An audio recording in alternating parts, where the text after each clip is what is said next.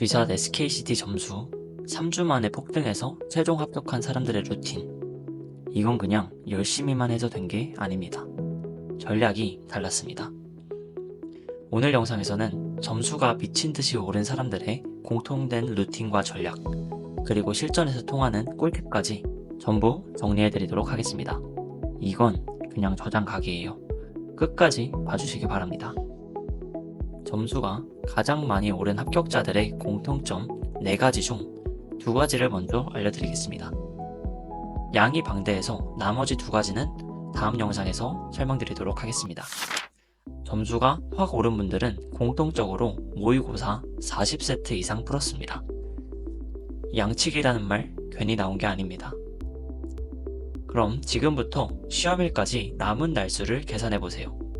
예를 들어 20일 남았다면 하루에 최소 2세트는 푸셔야 합니다. 그런데 중요한 건 그냥 푸는 게 아닙니다.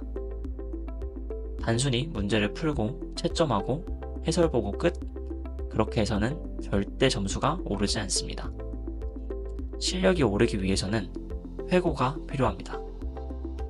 첫 번째는 내가 문제를 풀 때 어떤 생각을 했는지, 두 번째는 어떤 방식으로 풀다가 틀렸는지, 마지막으로는 이 실수를 반복하지 않으려면 어떻게 해야 할지.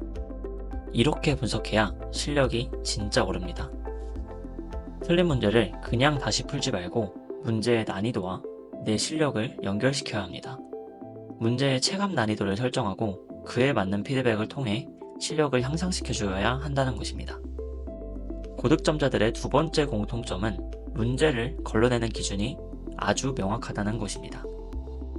모든 대기업에서 공통적으로 출제되는 자료 해석과 조건 추리 영역을 예를 들어 설명드리도록 하겠습니다. 우선 자료 해석에서 문제를 판단하는 기준을 정하기 위해서는 다음 4가지 단계를 따라주셔야 합니다. 첫 번째는 모의고사를 푼 뒤 문제를 6단계로 나눠줘야 합니다. 문제를 6단계로 나누는 방법은 상단의 링크를 통해 봐주시면 됩니다. 두 번째는 실력 단계별 피드백에 따른 오답을 진행해 주셔야 합니다. 이제 세 번째부터 본격적인 기준 정하기인데요. 본인에게 쉬운 선지와 어려운 선지가 어떤 것인지 파악해 줘야 합니다. 문제를 나눈 6단계 중 유형 3번부터 5번을 집중적으로 봐주시면 됩니다.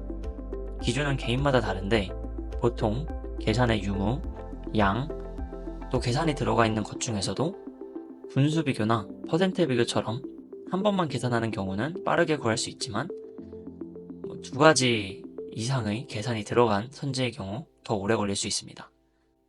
또한 숫자가 복잡한 정도에 따라서도 난이도가 달라지겠죠? 정확한 값을 구해야 하는 선지, 평균 값을 구해야 하는 선지, 전체 기간 중 특정 연도의 비중을 구해야 하는 선지는 특히 시간이 더 오래 걸립니다. 이런 여러 유형들을 자주 접하면서 본인한테 어려운 선지는 무엇인지, 빠르게 푸는 선지는 무엇인지 판단을 해주셔야 합니다. 네 번째는 본인에게 쉬운 자료는 어떤 것인지, 어려운 자료는 어떤 것인지 파악하는 것입니다. 마찬가지로 유형 3번에서 5번에 집중해 주시면 됩니다. 자료는 매우 다양합니다. 표 형식으로 된 자료, 막대 그래프, 꺾은 선 차트, 2개의 표가 나온 자료도 있고요. 주석이 딸려 있어서 주석을 해석해야 하는 문제도 있습니다. 문제를 풀면서 어떤 유형의 자료가 본인에게 어려운지, 또 어떤 유형의 자료가 본인에게 쉬운지를 파악해 주시면 됩니다. 조건 추리에 대해서도 설명드리도록 하겠습니다. 조건 추리에서도 문제를 판단하는 기준으로 다음 4가지 단계를 따라주시면 됩니다. 우선 모의고사를 푼 뒤 문제를 6단계로 나눠줍니다.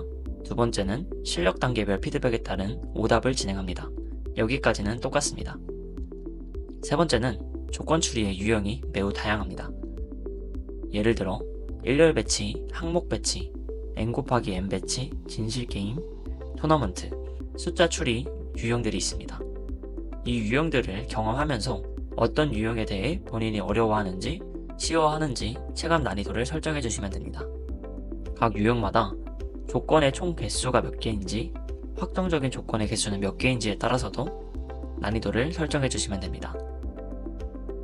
네 번째는 선지에 대해서도 체감 난이도를 설정해 주셔야 한다는 것입니다. 선지는 보통 평서문, 가정문, 경우의 수를 구하라는 선지가 있습니다.